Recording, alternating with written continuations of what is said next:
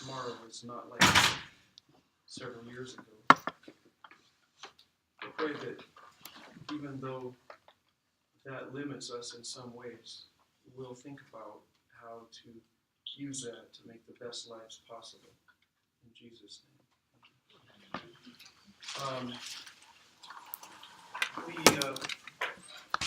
The material that we were speaking about on Thursday, some of that material. Is your battery going down? Somebody said bing, bing, bing.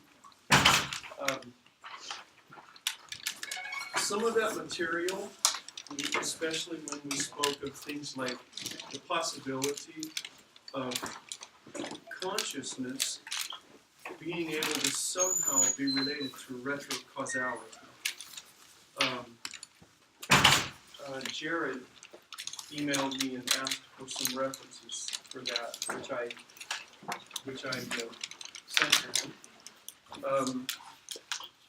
And if anyone else is interested, I don't want to make it, as we go through these things, there's so many potential routes for exploration that you could get into that I don't want you to have trouble sorting out what you're expected to know and what you're not expected to know. Nobody would fault you for not researching clear to the frontier of consciousness studies in quantum physics, sort of the frontier of retrocausality. But just know that's a thing, and people are talking about it more and more. And quantum computing, people are trying to find some clever way that with quantum computing, computers that rely on quantum processes might not, the hope is, just be able to be extremely fast, like giving you the answer as soon as you ask for it, even though it's an enormous amount of search or computation. But people have a dream, since we have observed there are certain things in the quantum realm that aren't really tied to time, like the past and the future being marked off by some point where we are now. So what's hoped is that if buried in the circuit of a quantum computer, that the quantum computer might be able to give you the answer before you ask for it, or that it might be able to give you answers to things that haven't happened yet, about what is going to happen. Now that's pretty strange, but very serious people are taking it very seriously. And you could, because of the way the research is going, you could expect, it shouldn't blow your mind too much if any time, now or in the next few years, you see headlines that people have got computers that are functioning outside the timeline. So that's if you can just use your imagination, how that might change life as we know it, especially if those computers, as most technology that's emerged in the last few decades, especially if those kinds of computing devices end up first being some esoteric, enormous monstrosity that takes up a city block at a university or some military research facility, and then it ends up in your watch. And ultimately, where you're going to start seeing things end up, it's not just on your watch or in a little thing you stick in your ear, but inside you, implants. I'm very prepared to pay right now. I'm reaching, I almost gave you a gum wrapper. I don't think that would be a good basis for classroom economy. Gum wrappers. These might be better. So more and more are going to start experiencing technology being brought on board in your body. I've had discussions. I had a man in my home who's maybe 15 years older than I am. Just a couple of years ago, the man was sitting in my living room, and he asked me about what I'd been working on when he came, and I was working on a talk that I was going to give to a group of futurists about the future of religion and spirituality. Should you be curious, you should have no trouble finding that if you simply go on YouTube and put in my name and say the future of religion. You'll be able to find that or some other talks that I've given and panels that I've served on with some other futurists. But I told him a little bit about what I was going to be speaking about because people's religious and spiritual foundations need to be able to accommodate some really, really, really radical changes that are coming. If a person's religion, your hand? Yeah. Excellent. Yeah, I was just wondering, just going back a little bit, Yes. but when you said that they'd be operating outside of their timeline, Yeah. what exactly do you mean? Like they'd be like predicting the future timeline? Potentially. Okay. Potentially. In fact, in terms of predicting the future, not even leaving the timeline, but just with super effective predictive power, Amazon is working to implement a model currently. I mean, this is actually almost a year old. This ambition and this intention that Amazon and some of their competitors or would-be competitors have, using not quantum mechanics where you like step off the timeline and, so to speak, go to the future, find out, and then step back into the timeline with that information, which would make it really cool to play the Super Lotto thing and to bet on the Super Bowl and the stock market. That would make those things an absurdity. However, we're almost to the point, using that other means, using big data, that the stock market and some of those other things that you bet on are an absurdity. Because the predictive power of adequately written algorithms is so incredibly much better than someone using common sense. Like the house always wins, yeah, exactly. Even just using statistics, casinos just billions and billions of dollars that they rake in just from setting up games. Just saying, once in a while somebody wins.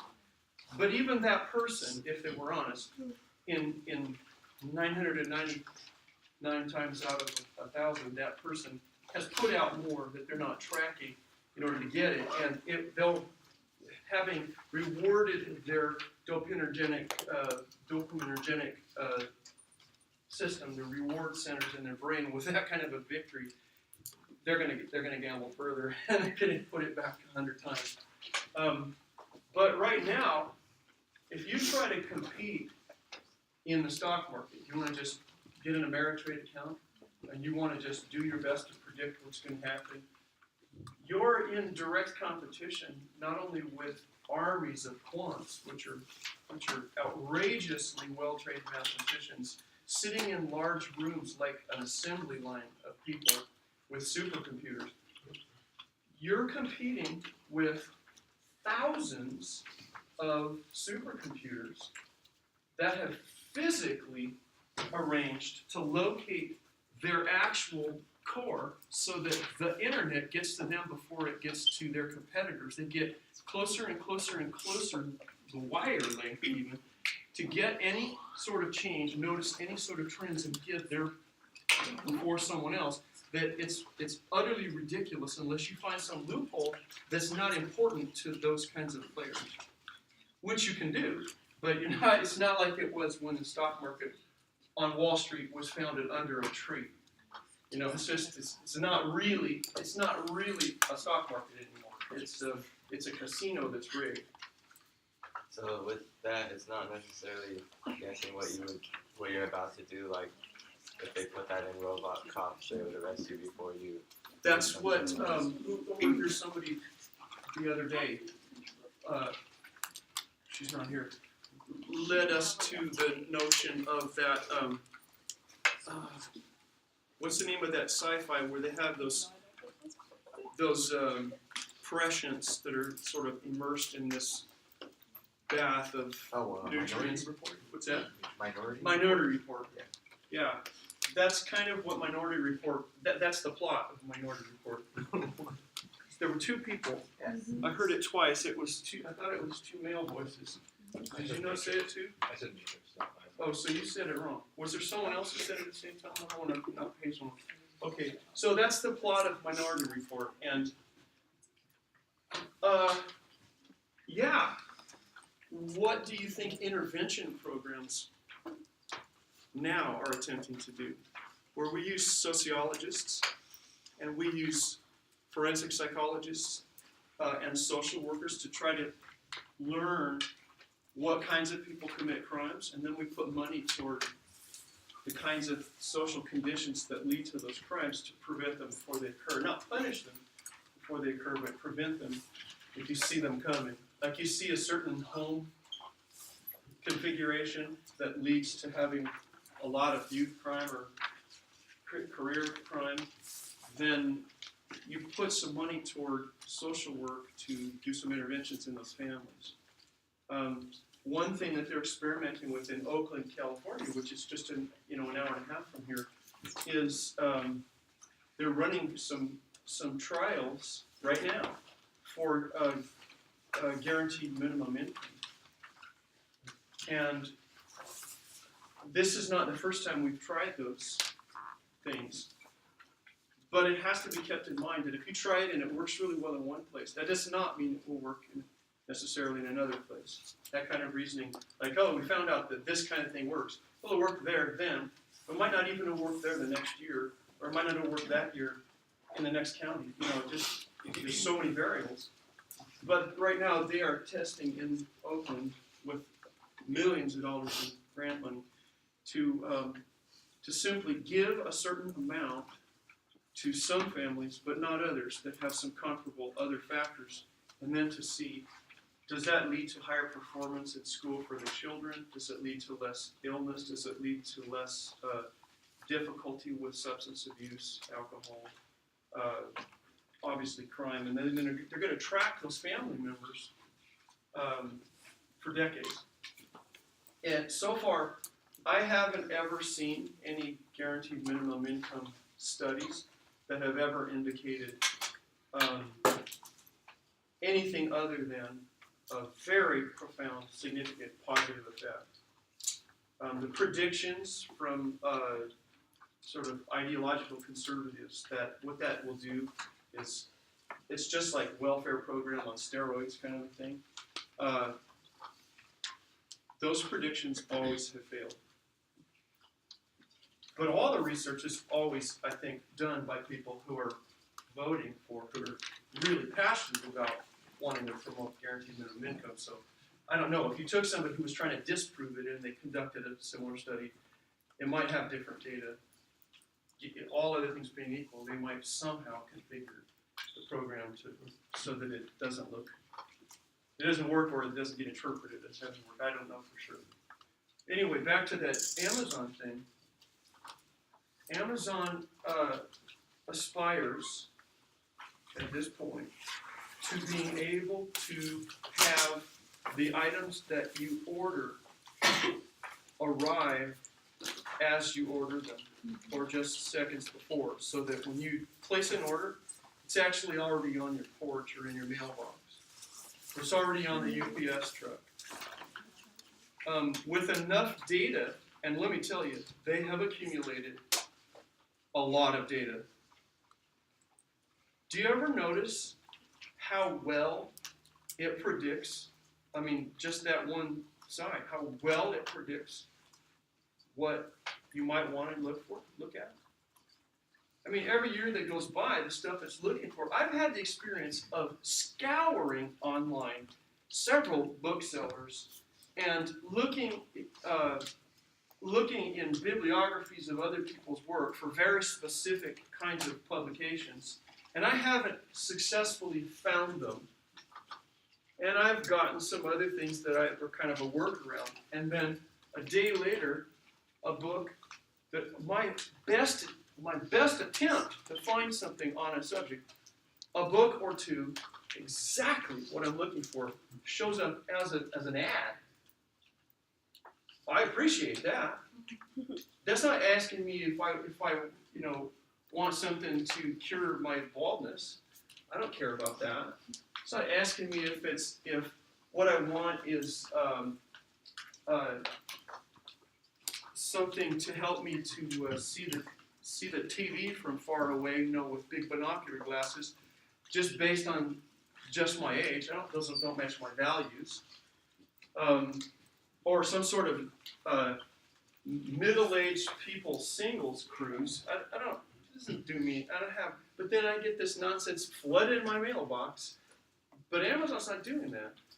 When Amazon advertises to me, it's like, oh shoot, I think I'll shop instead of doing everything I'm supposed to, because they're really dead on. In fact, half of the time, that kind of shopping is what I was supposed to do.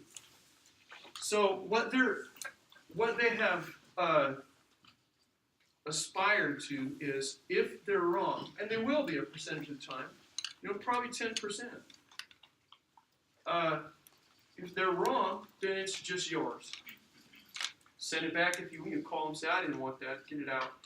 But if you go, I wasn't going to order that, but I'll bet my neighbor would like it. Let me get that and take it over. And he's into this sort of thing more than I am. So if they guess wrong, then it would just be yours to keep. Well, think about that. That seems ridiculous. If you're a business major, you might be saying, I'm supposed to can't just rely on some soothsaying Ouija board fortune-telling computer to tell you what people order when they have not ordered it, and you shipped it 2 days ago, or you released the drone before that person got up, that morning, and it's putting it down on their porch, and then the drone is taking off to join the mothership again, and just as it's landing, they're going, order. But it's going to take a lot for any retailer in the transition to even try to keep from dying, which it will eventually anyway, if it doesn't find something other than selling stuff for its reasons to exist. Because we're rapidly approaching having you just imagine something the way you want it and then having it appear. Just boom. You take 3D printing now and you tell people, when I was a college student sitting in this same place as you are during your school day, when I was a college student, if you tried to describe to us that people would have 3D printers and they could go on a free drawing program, like one of these Google SketchUp things, a free program. You go on there, you draw the thing you want, you go, that looks good. And you say print, and it prints it on your own, $300 3D printer. And if you pay $1,300, it could have metals and ceramics, not just plastics. Or wood. Or mixtures.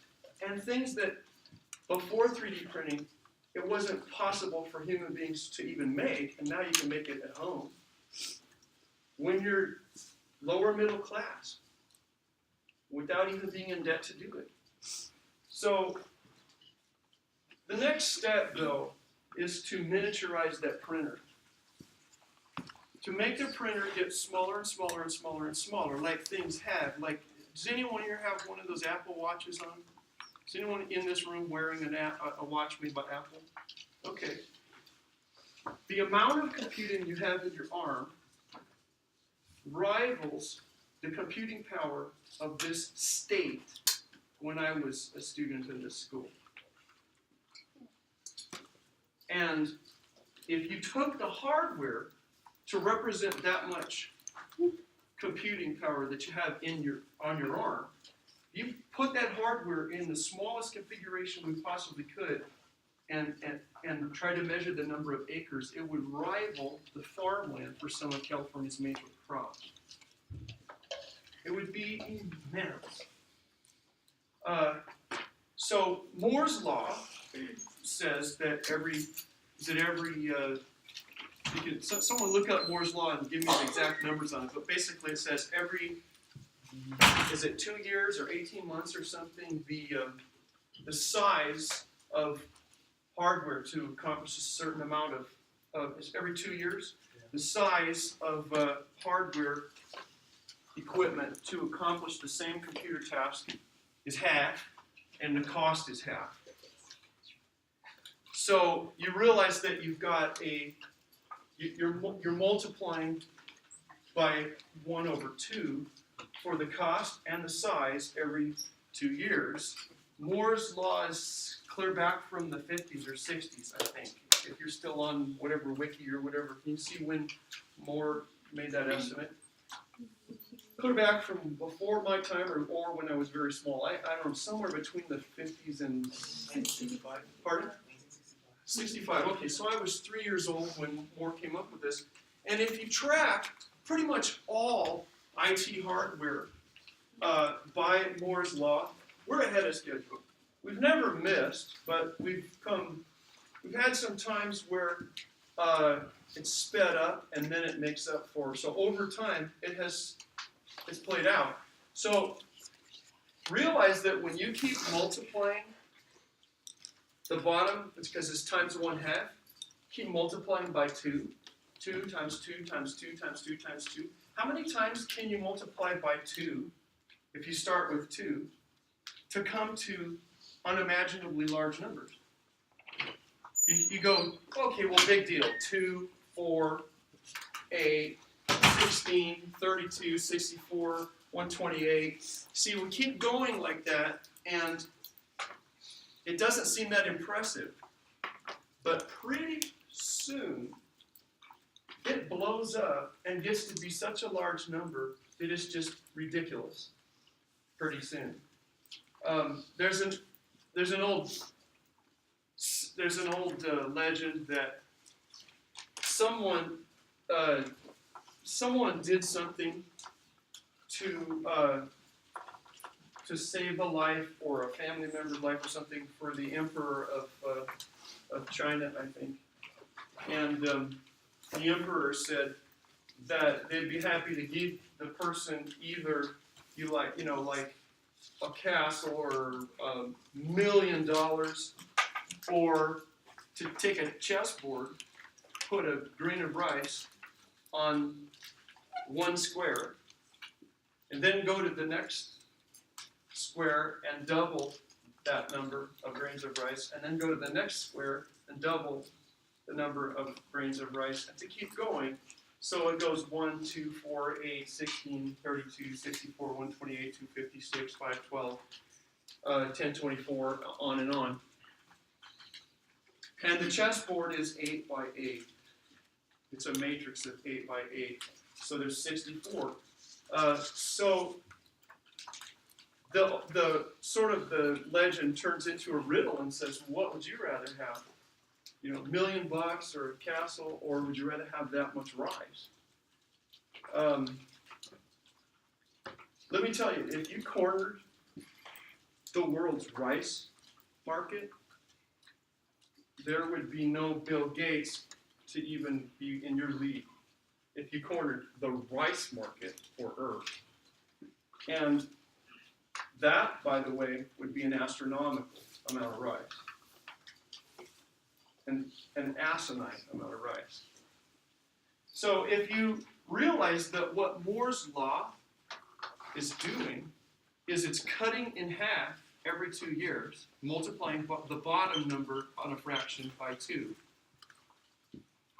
You take the number that you start with, like the cost of the computer is going to go in half and the size of the computer is going to go in half for the same amount of computing power. You can think of it another way too. you could think of it as for the same amount of money, you double the amount of computing power that you get. And it fits in the same size box. So either way you want to think about it, it means the same thing. So that's not a big deal when 2 years later the computer takes up less, half as many acres. And it's not a big deal 4 years after Moore said that when it takes up 1/4. But pretty soon that dividing by 2 blows up and you're dividing by a number that's enormous. Enormous. So when that happens, you start talking about things that are actually serious computing power on the sub-nanoscopic scale. You're talking about something that becomes on the order of magnitude of single atoms or subatomic particles pretty soon. And Moore's law still going. Here's another thing. Since I became aware of Moore's law when I was a middle schooler, like 7th or 8th grade, when I started getting all geeky out on computers, and of course it wasn't even in the geek culture then; it was only nerds that did computers back then. Didn't even get as close to real people as the geek paradigm. I have heard every year since the 70s when I became aware of Moore's law. Every year I've heard people say, okay, well, it's petered out. It's not going to happen this time. Okay, that was good for a little while, but now we're getting to where we just can't, we're getting to the limits of physics. We're getting to the limits of information theory, or there's always some reason that it's not going to keep going. And then there will be a paradigm shift, and that paradigm shift gets us ahead, and then we keep going, and then there's another it's never actually stopped. And people, if you look it up now, if you Google it, you will find people right this minute who are saying, okay, we finally come to where Moore's law hits the wall. They've always said it. Since then, they said it. And it worked for a couple of times, but it's not going to keep working. That's ridiculous. It just keeps happening. So, when we get to the point that all of the technology that today is required to do 3D printing becomes so miniaturized that it's too small for you to see it. And then we have it combined with a million other its that work as swarm, that work like a colony of ants or termites, and they build things. Not only that, right now, you can go to, I won't just give you theory, I'll give you the name of the company. You can go to the Emotiv Corporation, EMOTIV. You can look them up anytime. Emotiv. You can get a headset that is basically a scaled back version of an electroencephalograph, and it will be able to tell how you are arranging your thoughts so that you can use it to control your computer instead of your mouse and ultimately your joystick or steering wheel or keyboard, so you can play video games and your only input device you're wearing on your head. You can do your work on the computer with the thing reading your thoughts. And that just keeps getting better and better and better every year. And it will get smaller and smaller and smaller every year. Now you imagine that idea getting smaller and getting more effective at reading your thoughts until it's small enough without damage you in any way to just have you inhale it, and it finds its way to where it needs to do its work, and it starts reading individual synapses. And when you picture something in your the optical areas in the brain, it knows what you're picturing. And then you give the thought, okay, print.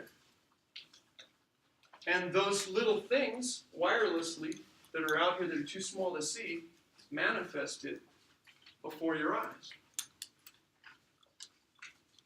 And people are working on making this happen. This is not science fiction writers writing about this.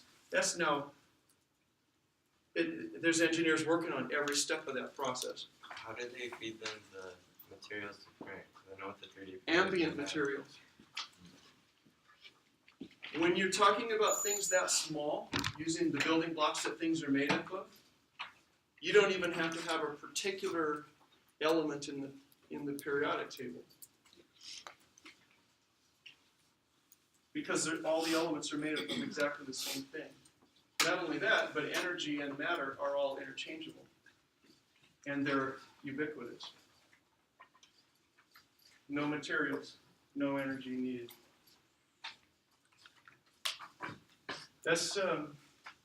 That would make it really hard to get people to come to church when what they're there for is to pray for stuff that they don't have.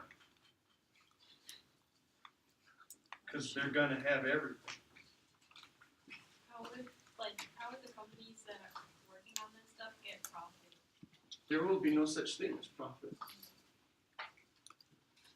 They'll have to have another motive to organize human beings besides getting money. There won't be money. So since you said there won't be money and this technology keeps advancing at a doubling type of rate, so does that mean that like capitalism is on its like last leg? Because then you said there would be no profit. It would be really hard to have capitalism, wouldn't it? Yeah. Or socialism. Or any other form of economy or human organization than we've ever arranged. I mean, we don't know what it'll look like. But it would be there. It would be gone. It would be trying to think of institutions that we don't have anymore that were just inherent in society. There's really nothing, there's no analogy for it in human history. We're talking about things that aren't just more of the same. They're such potential game changers. And this isn't 300 years from now.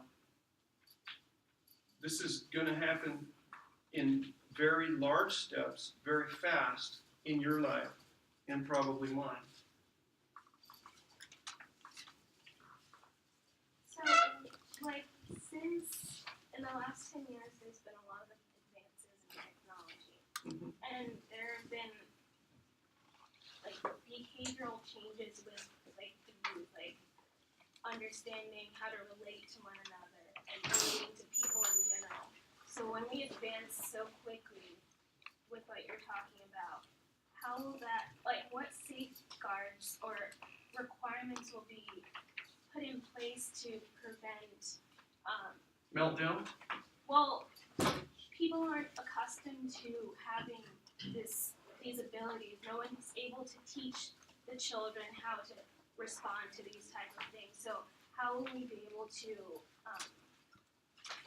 Children have these. but that's what I'm saying, but there's It's also, not happening very well now, is it? The children are taking pictures of their private parts and sending them to one another. well, I'm not talking about just that, but I'm And- talking about how do they adapt. And they're crashing small countries' stock markets. Okay, Children. but in relation to one another, how are we safeguarding how we relate to each other? Well, Because we've already seen the effects in like the last few years. well, think about what underlies your question. What do we need to safeguard it from? Because we don't know what we're doing yet, the long-term effects. Right. Why rush into it when clearly we've already established that when we rush into things, we then go back and say, oh, there's something wrong, but the people that have already been affected. Well, think about some of the benefits we get, though, along with, see, these tools that we get, just like when people were saying, I don't know if we should really put electricity in everybody's house. I'm not saying that the It's the same, actual it's more of event the same. is not good. I'm saying that How do we keep it good? managing it Yes. properly over time. We Like don't know. we might have it, yes, but do we introduce it as quickly as it appears in our society? Do we? I'm just saying. No, I mean right now, do we? Yeah. Yes. So what would make us change that? The effect it's been having on children. Has that slowed us down? No. Could we slow it down? Yes. Is it likely? No. Would you like to slow it down? I think it'd be wise to slow it down a bit. Is there anybody here that would agree with her that you'd like to slow it down? Feel more comfortable if we would let's just take a little breather here. I would. I'd like us to think about it ahead of it happening instead of racing after it while it runs out of control. Now that's what some of the people in Silicon Valley are saying about developing artificial intelligence. Are you guys sure you want to have things get smarter than you are and then they might take over? Yeah, it's making people nervous. But there's other people who are saying, no, do it. Let's just see what happens. What could be worse than that? And what you have right there is conservatives and liberals. That is conservatives and liberals. I saw a hand over here. So you know how we have, so there's like processes of change in like society. There's like slow, gradual, like conservative change. And then like revolutionary, Yes. like liberal changes. Yes. So aren't you implying that everything would be on that revolutionary type of scale? And there would be no more conservative, like, Once you have a device that can print anything, one of the things that it can print is additional devices just like itself. How are you going to ban anything? so like what effect is that having now on conservatives that we could view and then I'll tell you project? what effect it's having on conservatives this month and last month. Just right now. Not just on conservatives, but partly on conservatives. Now, we have these devices. All of us have access to this network of humanity. And right now, people just started saying, me too. And look what's happening. Now, a lot of people are not happy about what's happening in that regard because they've made their life around amusing themselves by abusing other people, by thingifying, by making tools and toys out of people, instead of having to treat them with the same respect that they demand to be treated with. So when you give people technologies that level the playing field, that are kind of like, we can't control them, they just say what they want, or they do whatever they want, they start saying, wait a minute, you're abusing me. 2 years ago, and still, but I mean, it really was the big deal in the headlines, and all over Facebook, and all over Twitter, and all over Snapchat, and everything. What we were primarily focused on for a while was the fact that the government, where the government actually touches you, where the rubber meets the road and they have a gun, was not treating people of color the same as white middle-class males and rich males.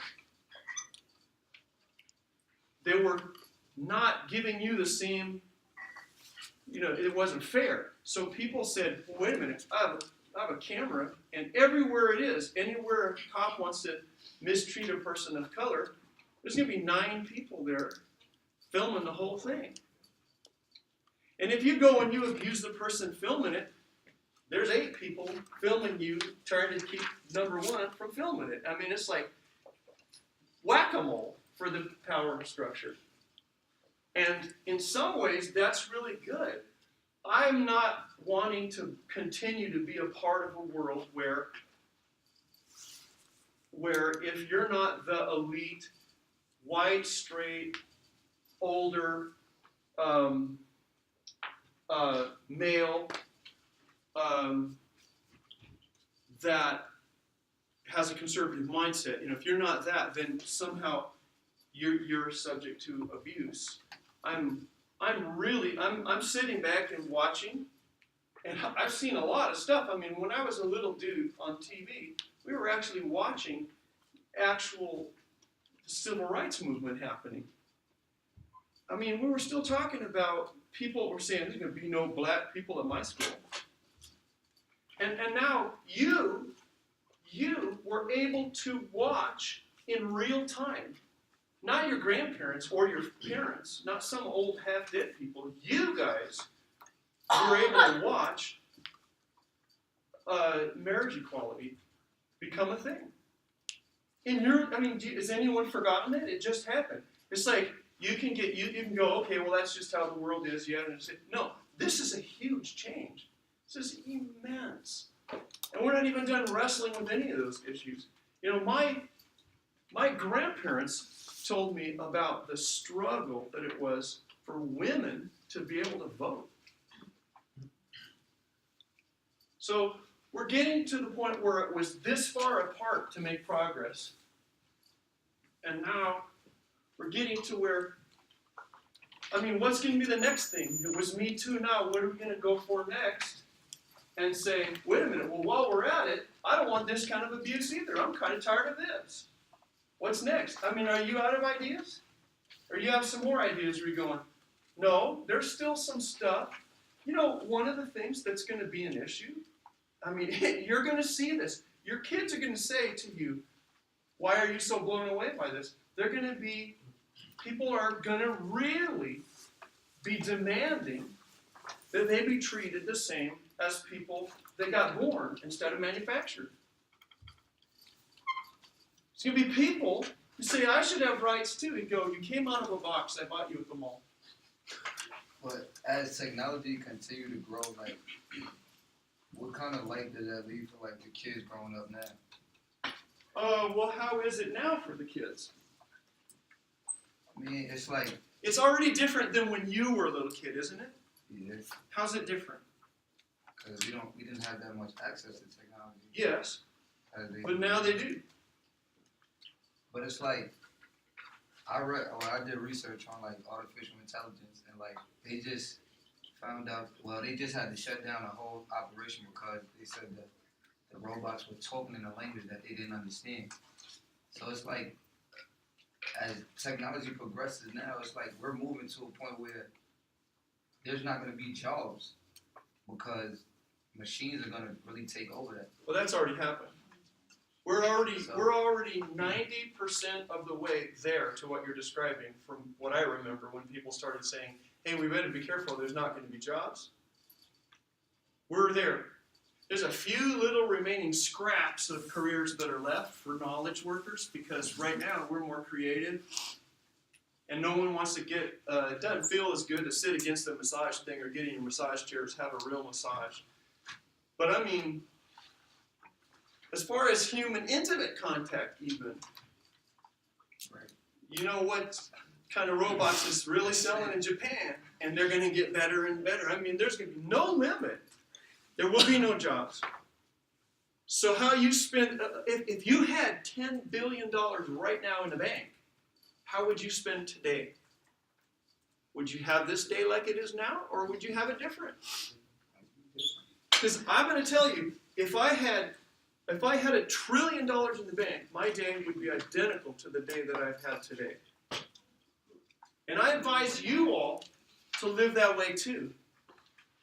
Because you're going to be faced with the same options as somebody that has billions and billions. You're going to have all the same things. In fact, right now, someone who's relatively poor, someone who's here as a student going, yeah, but I'm borrowing the money and everything, and I don't know how I'm going to pay for it. And my folks are not wealthy and everything, but you're here, you eat in the dining commons.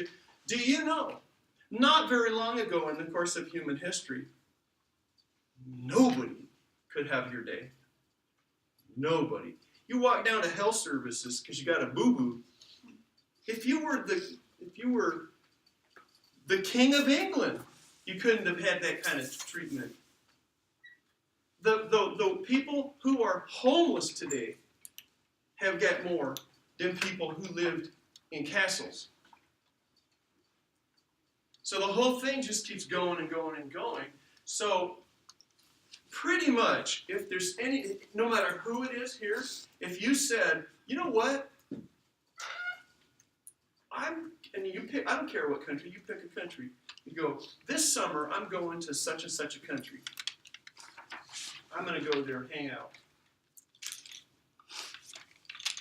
There is nobody here in this room that couldn't make that happen by this summer if you wanted to go spend a summer in another country. Any country. Any country.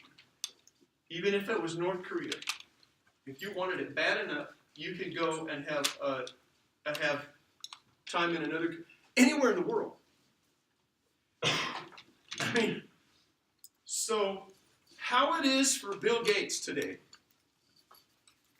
can just pretty much go do whatever. It's going to be way better for you pretty soon. Bill Gates is still marching towards the funeral parlor. Now, he's older than you, so your probability of reaching escape velocity, and you know all it takes to reach escape velocity for whether you die of old age? Do you know what it takes to reach escape velocity? You get to the point that every day that you live, your expected lifespan as a day. And you are right at the edge of that happening right this second. You are so close. Every day that goes by, you are so close to breaking that barrier. Anytime now, you're going to break that barrier so that when you are, say, 30, your life expectancy will be 110. And when you're 31, your life expectancy is going to be 113. And then when you're 32, your life expectancy is going to be 139. It's not even linear. That's escape velocity. And then pretty soon, you get to the point where people are going to say, there's no life expectancy. People don't die of old age. They die when they're tired of it and kill themselves. Who in history had that?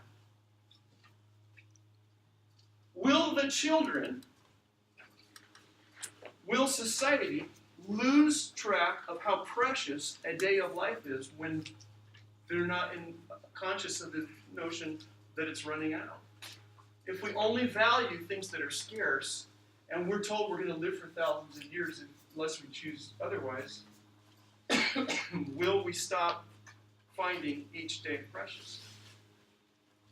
I've heard, just from various articles and such, that the critical number is 200, and like once we get past 200, it's supposed to like, just like, there's supposed to be no limit, but like our issue right now is getting to the age of 200. Yes. After that, I think that like something about the diamonds or something. I'm not sure. Aubrey de Grey, earlier in his work, discussed 200 in some sort of panel discussion or talk that he gave. I've heard that because that gives us so much time to keep developing permanent technology. Just adding a little at a time. By the time, if right now we were going, well, you're going to live to 200, that gives how many years? See, if you're 20, it gives you 180 years of progress. I mean, it's ridiculous to think we won't completely get it solved by then. Good point. Someone else? Yes. But wouldn't that just destroy like already like our climate's kind of like going downhill? Yeah. Population's increasing. That's an issue. Yeah. Now, our population is expected to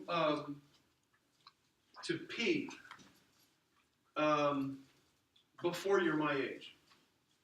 It's supposed to peak and then start down and then level off. That's what population prognosticators have said. It looks probable that we'll get up to, say, 12 billion. 12 billion, and then it'll fall off to 9. Currently, they say there's 7 billion people on Earth. Mhm. What was that census done? And you can go and see it adding as a, you can go say world population clock, and it'll let you see like in real time. Okay? World population clock, and it'll just keep, you can actually look up one for the United States and one for the world. So what effect do you think this will have on the church or like Christianity? Now we're back to what we were saying. Huh, what effect will this have? What will it have? If our notion of God is such that the things that we imagine God does us any good for, we've got that squared away without God, then what happens to us theologically? This is a good thing. It's a dangerous thing, but it's a good thing, because when people's love of God isn't really any different than their love of Santa Claus, then they've got a shallow existence where they're not really plugging into any intimate contact with divinity. People already, some people who are non-religious, some people who are religious, are already experiencing divinity. For whether they get anything out of it or not, they're just experiencing what it is to merge with the divine. Learning how to love and allowing God to love through them. They don't need anything from, they don't need a place to live, they don't need food from God, they don't need. It's just what can I, you know what I'm saying? Then churches would be gatherings of people probably with similar interest in exploring that aspect of divinity and of learning to love like Jesus loved. Rather than places where we're politicking for our candidate or trying to look respectable so we can get a certain career or find a mate or whatever. No?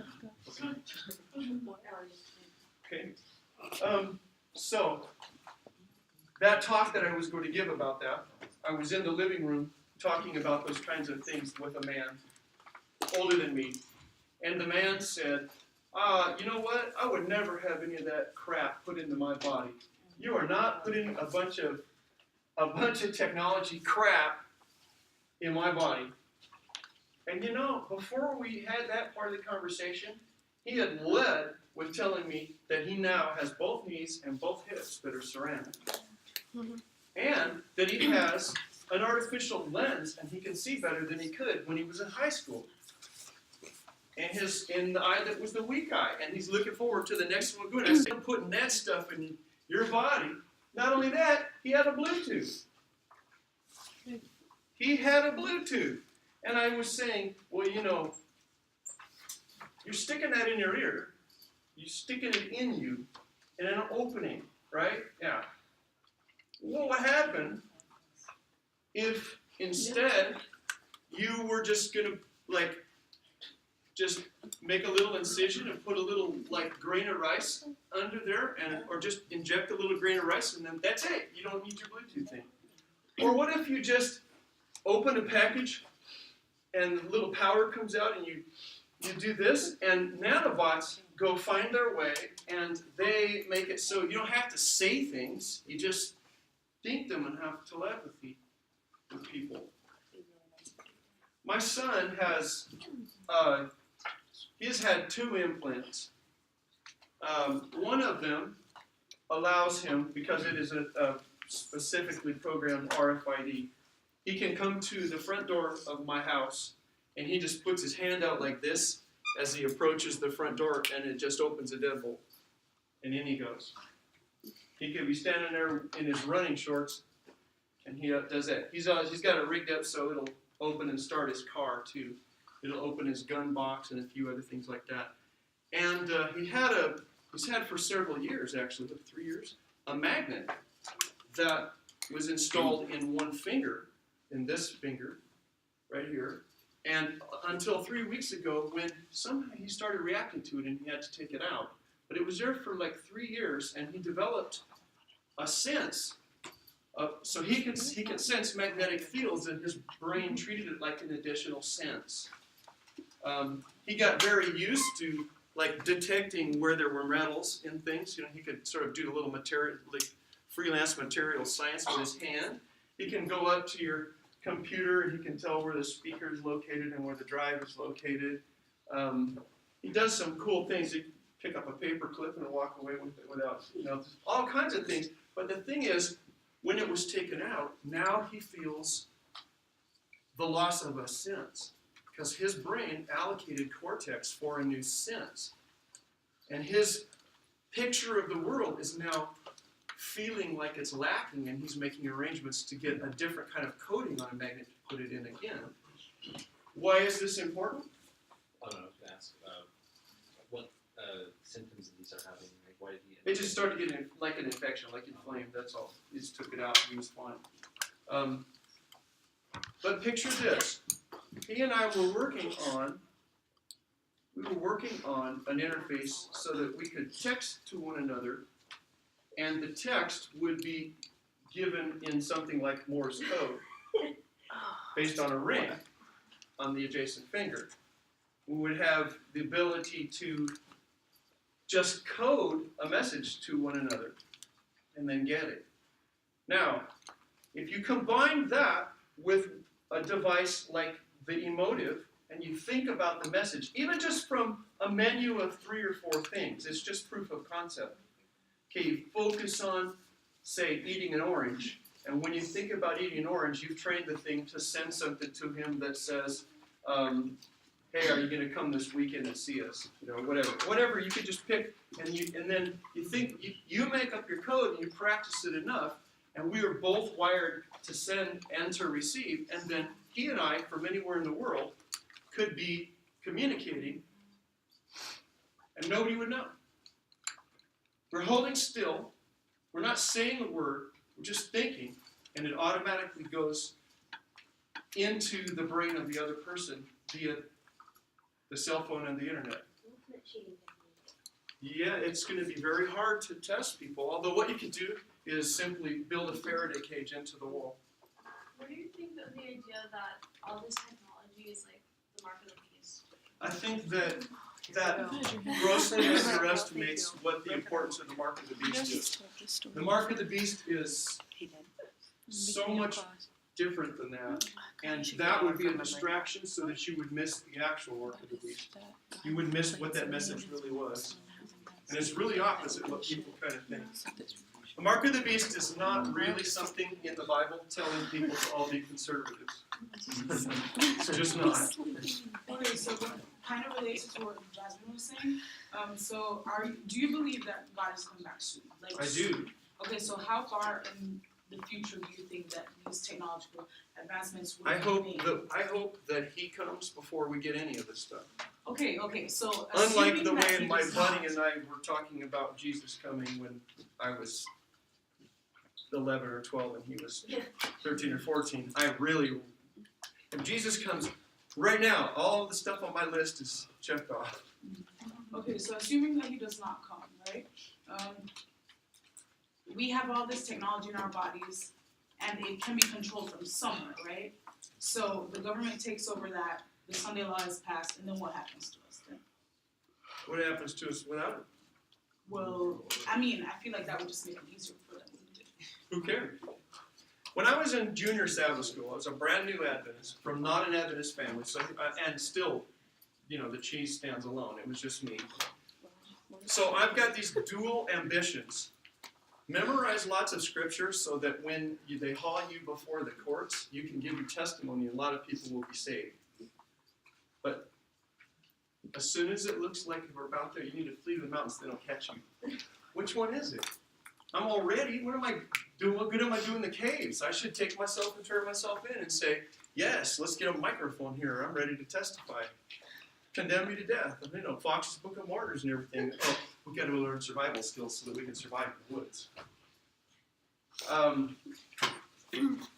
If you think you can run now and they're not going to find you, yeah, they'll find you. Right?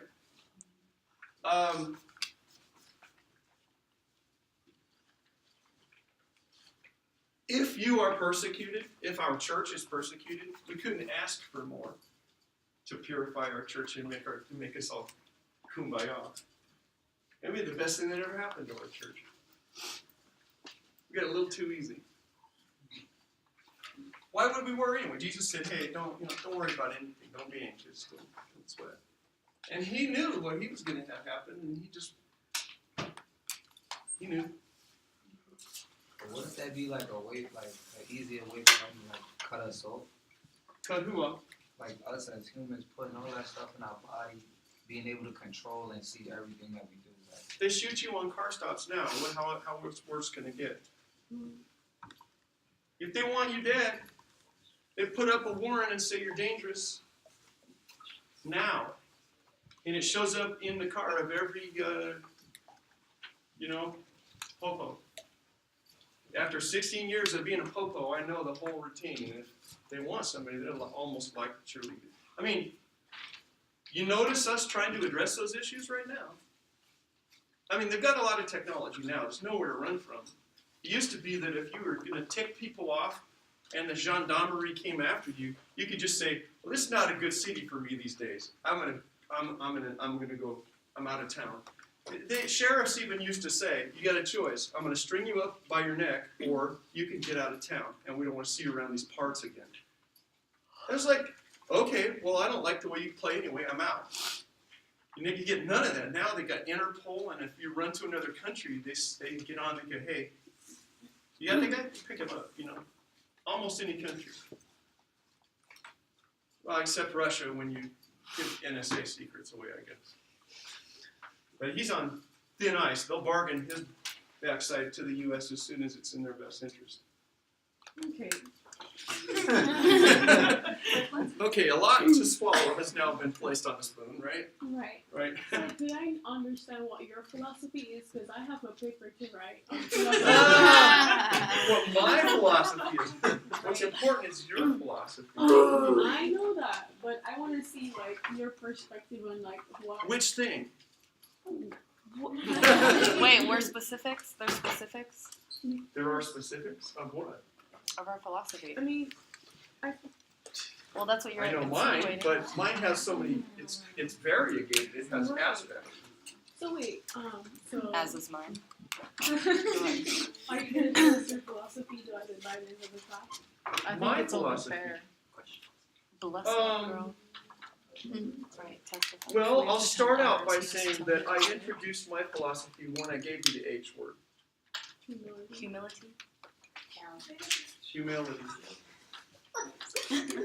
First of all, remember when we talked about how you could find somebody that is very much less intelligent than you are.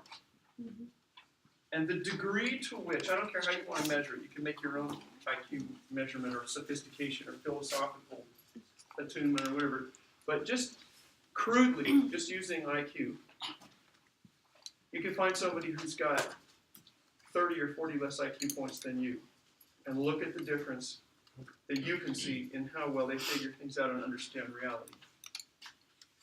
And then recognize, no matter how smart you are, that there's somebody who's 30 or 40 points higher than you. And they're looking at you going,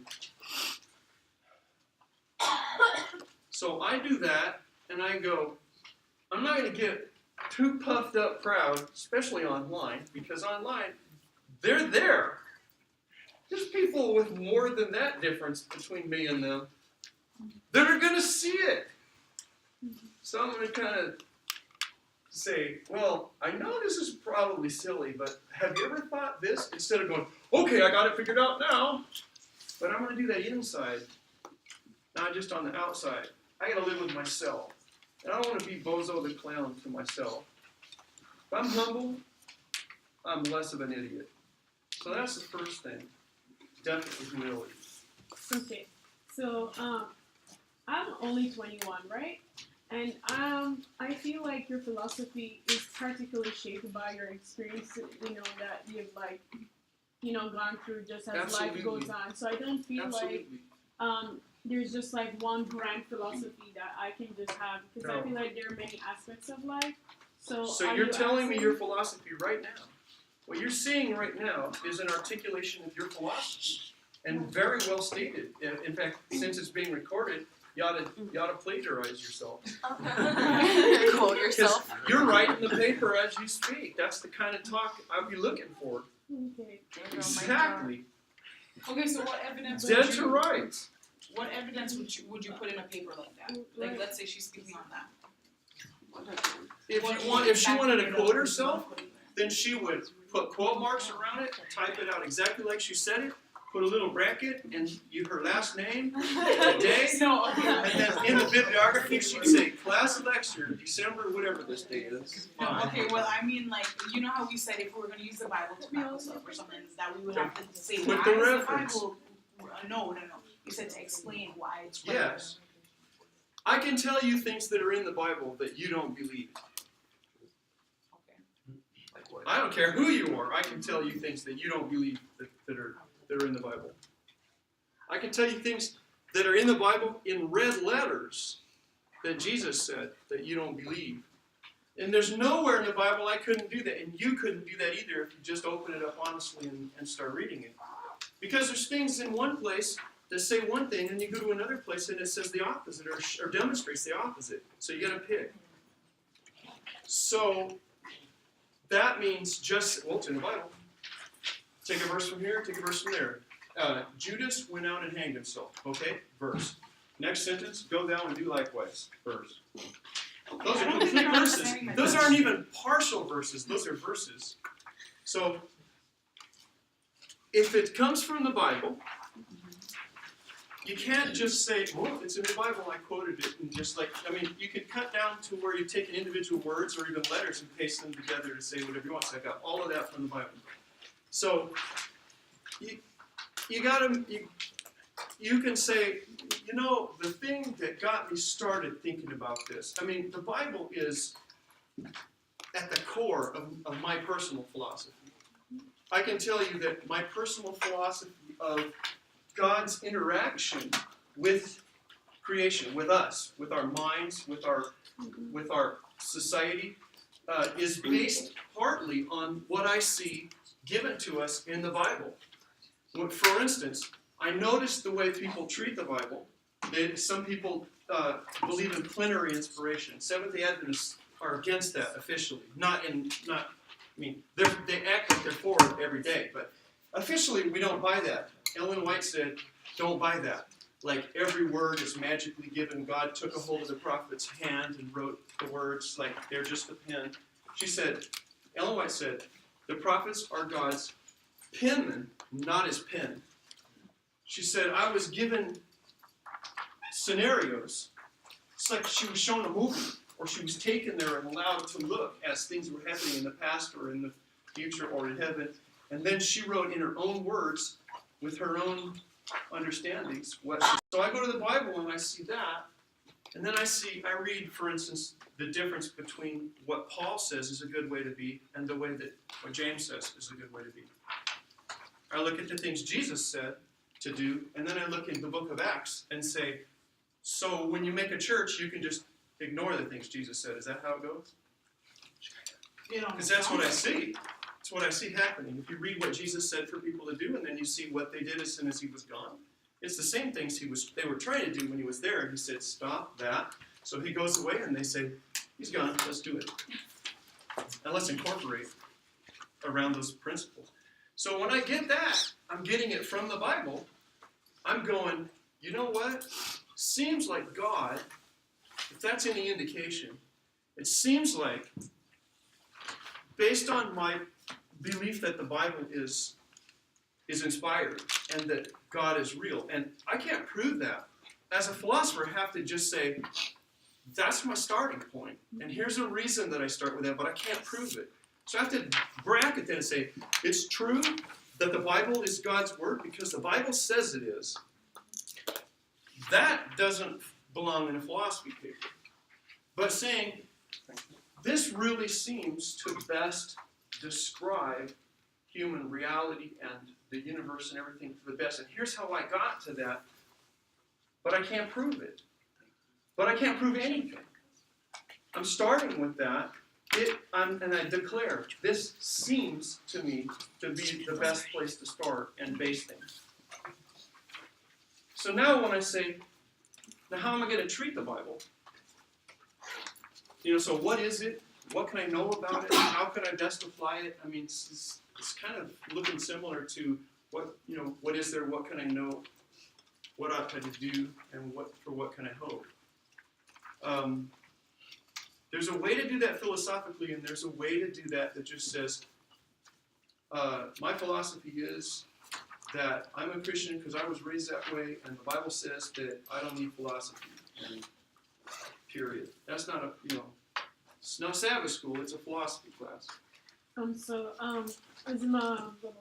So can I just do this based on practically my morals and my beliefs? If you want to focus on your morals or like your ethics, the what ought I to do, that needs to be philosophical. It needs to flow from and reflect and say, the reason I think this is the way ought I to do is that here's what I think is real. And here's how I think we should know about that. And so since that's the reality of the thing, that means, I think, that we ought to act like this. Does that make sense? Yeah. So this is going back to the Bible and how you can use so many different things to say counter each other. What's the point of debating the Bible? Of debating it? Or arguing the Bible if there's so many ways that you can just counter everything? What is the good thing? Well, what's the point of having language? Communication. So, it would be a similar question. It is a collection of language. Is it a special collection of language? If you don't think that it is, then a way to approach that would be, what's really important about this is, for the last 2,000 years, this collected material has had this impact on humanity this way. You can talk about it anthropologically, sociologically, historically, obviously. But if you do believe, for some reason, that it is containing material that's different than other communications, different than when I just run my mouth, what is different about it? When Jesus came here, or when Jesus was born, if you believe there was somebody named Jesus who did the things that are reported in the Bible, and you believe that's somehow significant, if Jesus even, to you, is a moral exemplar, if he was exemplary of how to treat people, look at how he stood in the face of societal taboos and tore down the classism of his day and the sexism of his day and the racism of his day. He just didn't have time for it. And he demonstrated at a time where it was dangerous to do that. And he also impugned structurally he impugned, jeopardized the religious status quo. And that religious status quo in his day, the Sanhedrin, whatever, the priests and everything, that's archetypal of human religion. I mean, you could compare it, say, to Durkheim's work in the elements of religion, or anything. You could find the archetypes, and then how did Jesus, as a moral exemplar, how did he relate to the religious archetypes? Because they're still with us. There's still some of the same or parallel issues that religions are doing. If Jesus came here today, would he challenge those, or would he submit to those? So if you think he challenged those, does that inspire you to challenge those? So then does he have a philosophical and ethical impact on your life? And where is his biography? Well, there's one, you just honestly brought, in a philosophically respectable way, you just brought the Bible into your discussion of your personal philosophy. By way of example, I mean, it's not the way to do it, there's a million ways to do it, but there's one. And then how do you deal with people who, they'll look at the same text and interpret it a very different way? What does that tell you? That's valuable, let's go with it. I agree. What does that get us? Frustrated. Do they not look at the same anything and come away with different things? Do they watch a traffic accident occur and come away with two different things? Do they meet in the kitchen with their mate and argue about something that happened that morning when everyone was in a hurry to get out the door, and they absolutely both, honestly, completely got something entirely different in their memory and in their meaning making? So, if they do that with the Bible, again, then the Bible's an archetype. Isn't that just evidence that everyone actually does have their own philosophy? Now you're writing your paper very well also. But is it their own philosophy if it's just been plugged into them? No, It's their learned philosophy. you can believe something, and I'm just a little lesson in epistemology, okay? Something can be true, but you don't have to believe it. And you can believe not make it true. If you believe something that's not true, that's not knowledge, that's belief. If you believe something that is true, it might be knowledge, depending on why you believe it and how you got to it. If you only coincidentally believe it because you guessed it, you don't have knowledge of it. You have a lucky guess and a belief. But if you got to it solidly, if you got there legitimately, you believe it, and it's true, it happens to be the case, now you have knowledge. That's the way some people describe it. It's open for debate, and it's epistemologists debate it until the cows come home. But that's one way to look at how to classify knowledge. Did it make sense to everybody? Did anybody not get that? Because that might be valuable. Somebody might let me buy that one for the test. Get that epistemology thing. When Jared was asking about those strange things like retrocausality and some of the weird stuff where what's real anymore, now that we basically have empirical laboratory evidence that there's really quantum mechanical things that interface with our realm. They really do. There are quantum processes. There's no question. Yes, you could easily arrange with a few bucks, front pocket change, you could arrange to do a double slit experiment and demonstrate quantum mechanics in your dorm room tonight with cheap materials. You don't need to have someone in a lab coated in university and a particle accelerator. You could do it yourself, and it's just as much a fact when you do. It's a fact.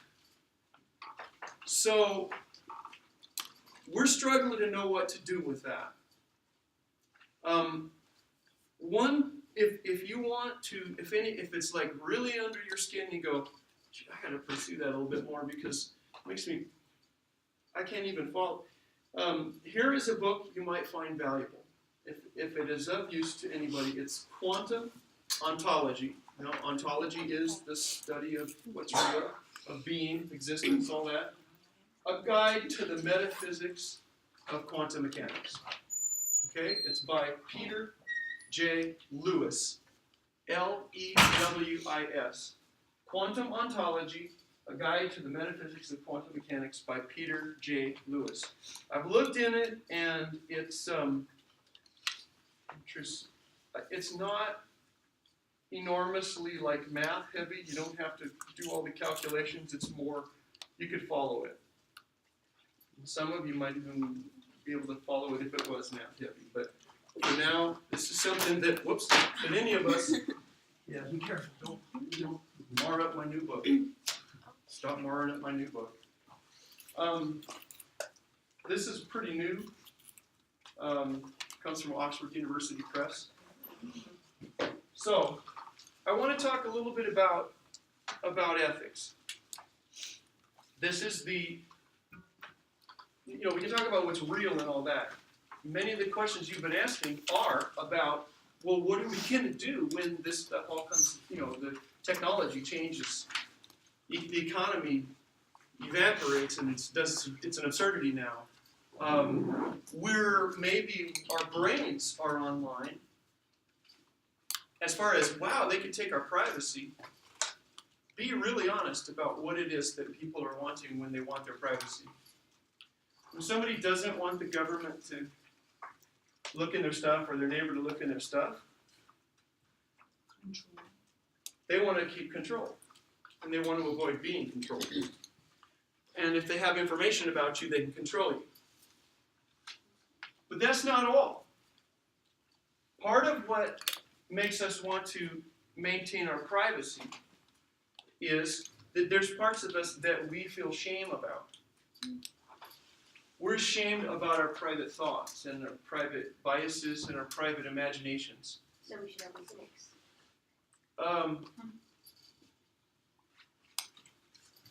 We'd be ashamed of that.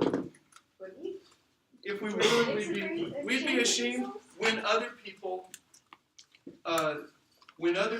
looked down on being a cynic. We'd be ashamed in reference to them. They go, oh, now they're thinking poorly of me. But we're the cynics. Well, They didn't seem to be ashamed of it. you know, yes, except that that's a lot of energy invested to demonstrate that you're not worried about demonstrating anything. Yeah. A lot of demonstration there. To demonstrate that you don't care about what you demonstrate. Whenever someone leads with something, and that's what they're all about, when they have a standout thing, and that's their thing, don't be 100% convinced that that's an area of mastery for them. Who do you honestly think is the most homophobic people in our culture? Who do you think? People that don't want themselves to even admit it. Some of the most unpleasant conversation and stuff like that. It turns out later that they have touched. Yeah, with this guy from Wisconsin, right? What's the dude's name? What an upright, two-bit hypocrite. It's not that he's doing certain things, it's that he's trying to lead a campaign against people, and then he's leading against his own shadow side. Right? He's trying to make up for it. When people get all indignant about something, and then there's a little too much energy behind their indignance, just watch. Now, even if you are part of a group that's marginalized, and you are a warrior to stand up for that marginalization, the more the marginalization seems to bother you, the more I'm bothered by it too, but the more noise that gets made about it, the more I watch to see where it is you're marginalizing people that are marginalized for other reasons. Mm-hmm. Some of the people that are the nastiest to people that are underprivileged are people who were formerly underprivileged, and then they got relief. So when a thing is a thing, there's a reason that it's a thing with most people. My dad built this into me at a young age because I was a very irritable, judgmental child, and I still kind of am. And he told me, well, if there's something you don't like about your brother, look at yourself. Because that thing that you don't like about him is probably also in you. Yeah.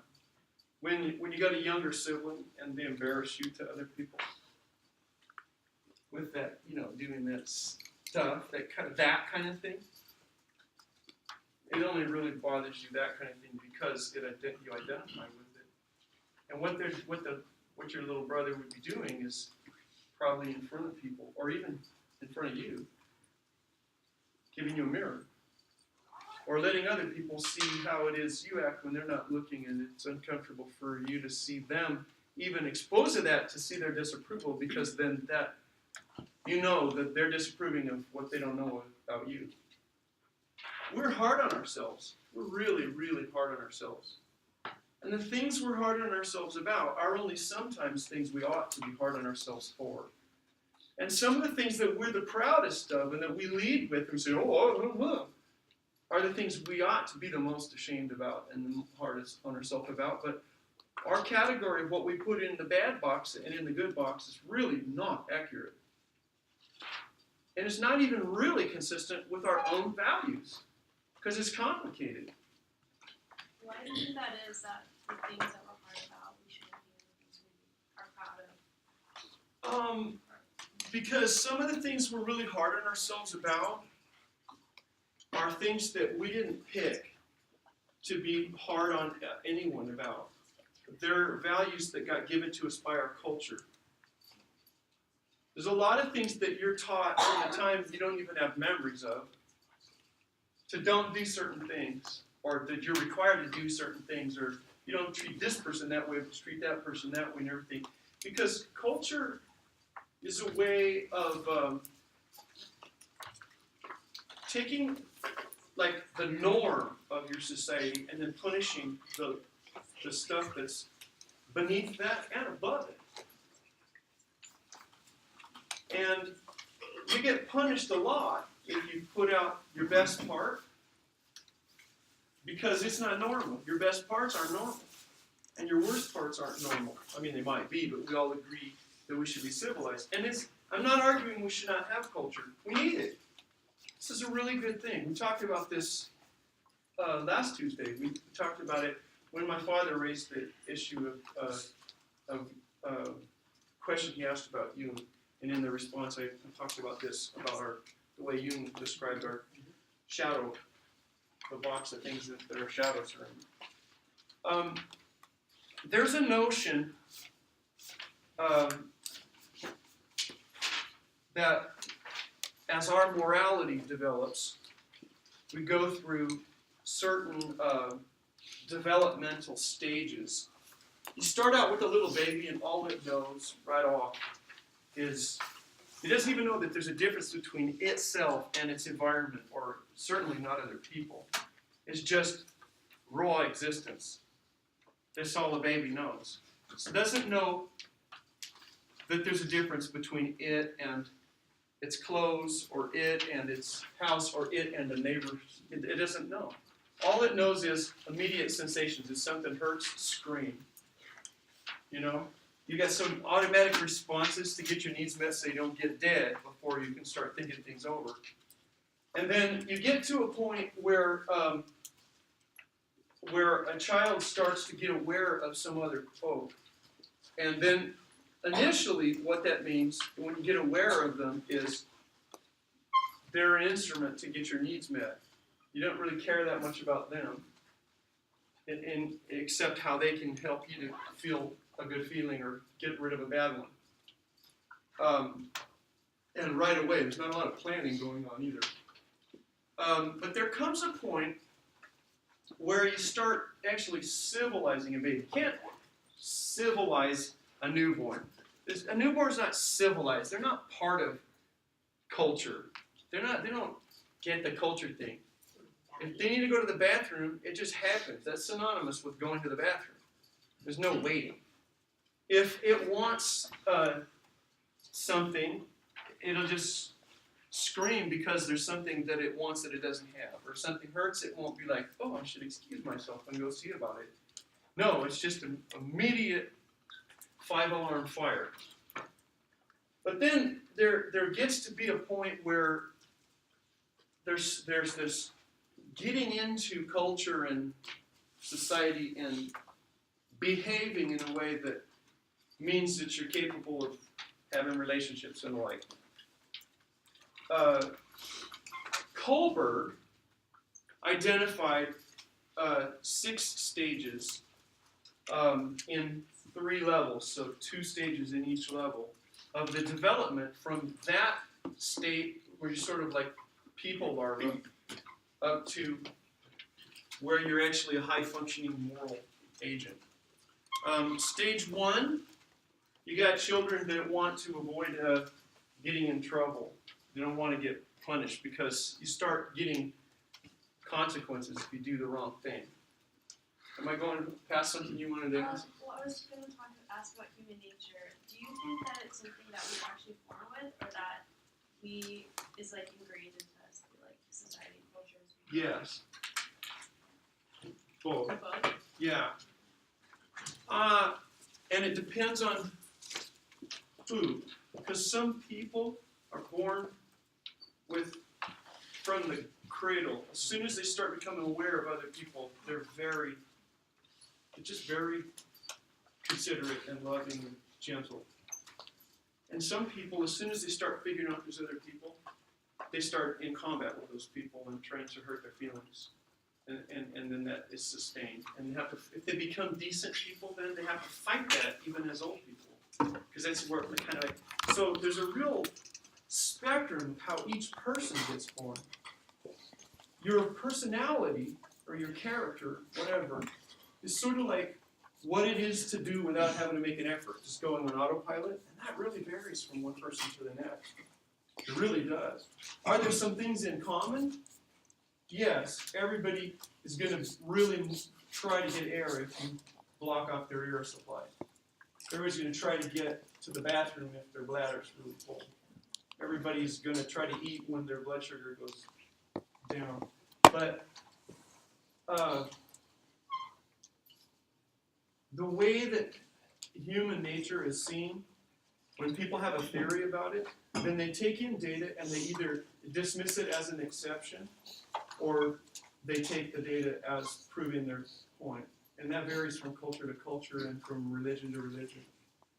So I think that each person has a nature, and there are some things we have in common, but they're almost never the things that people say when they mean when they say human nature. Does that help? Yeah, but wouldn't like, if your blood sugar's low and you feel really weak, so you eat, wouldn't that be something that you've learned, like that you've been taught? No, that's something that you're actually born with. It's biologically wired.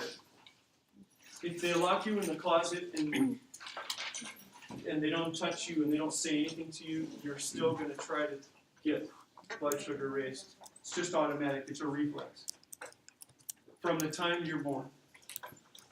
So then we are all the same and we're not really different. No, we're all very different, except there are a few things that we're almost all exactly the same. If you were born without the desire to satisfy your thirst, you'd have a broke.